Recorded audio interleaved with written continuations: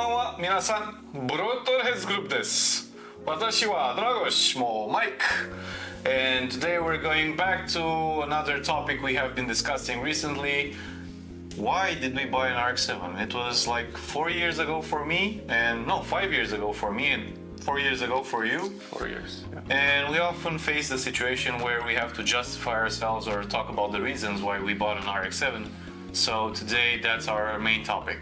So Mike, tell me 5 reasons, give me 5 reasons why you bought an RX-7. Because I'm an idiot. Reason number 1, he's an idiot. Reason number 2, I listen to you. An idiot listening to an idiot, that always works. Yeah.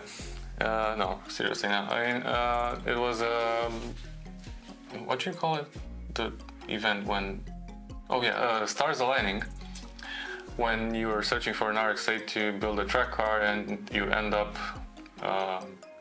spending all your money on a FD Facebook marketplace, sight unseen, send a friend to get it and ship it over and basically see it at 2 a.m. on 4th of January or something. It was ridiculous, yeah.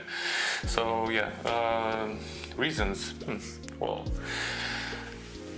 it's always been a dream car, I guess. Never really thought I could own one until I owned one.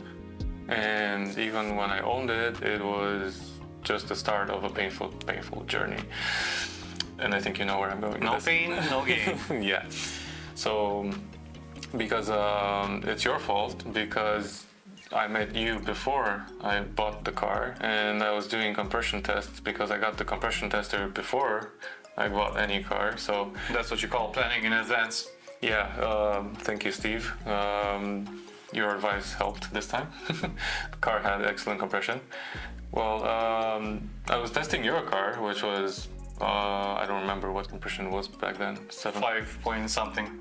Wasn't 7? No, it was 5 point something. It was disappointing. Okay, disappointing result. Sorry about that. Yeah. So yeah, it was mixed feelings when I actually found the car and managed to scrape all the money together and get it back home.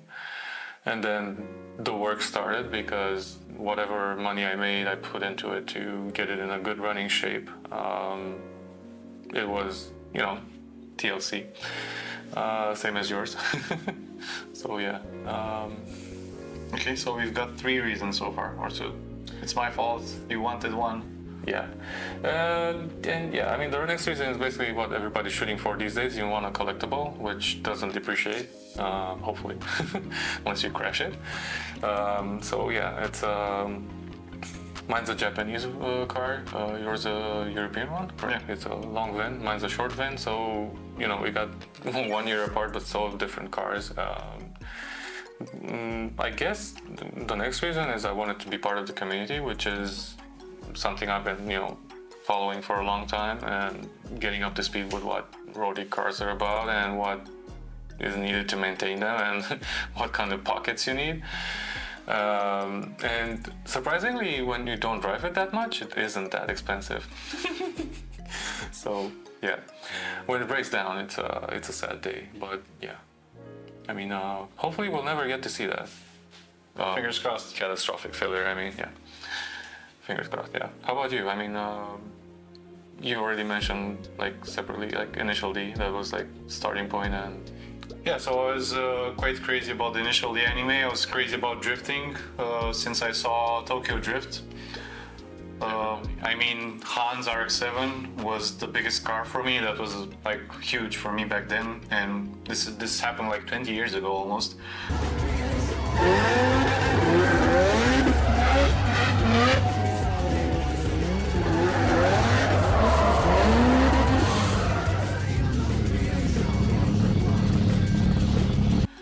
So I've always wanted an RX-7.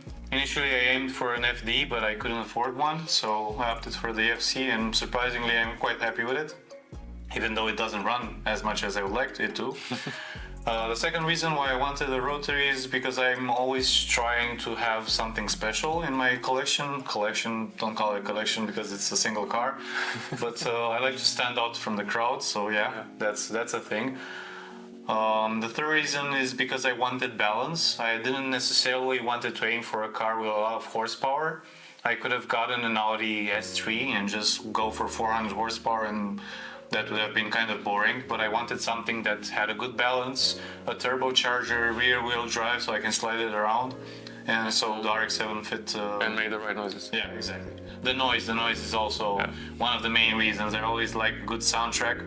Yeah. It's like cinematography. You can have the best shots, but if audio sucks, then you won't get the result you're aiming for. Ask me how I know. And I think that makes it four reasons so far. Yeah. So I have to come up with a fifth one, yeah. Well, I think it all goes back to the year, it was 1994. I was like 4 years old, and one of my neighbors came home. He was working in another country, and he came home with a car that I had never seen before. A car that had pop-up headlights. And whenever I saw him turn on the car and pop up those taillights, I would be like, I'm going to own one of these cars. What car was that? I think it was a Ford Probe. 94. I'm not sure. That sounds about right, because I remember the 90s, and my uncle had a Ford Mondeo, but the Probe would be a decent upgrade to that, so yeah. Like an American-Japanese thingy, but not exactly what you'd wish for. Yeah, and you mentioned the noise. Everybody's thinking like, oh, you buy an RX-7 or FD especially, and you get the brap, brap, brap, brap. No, you don't.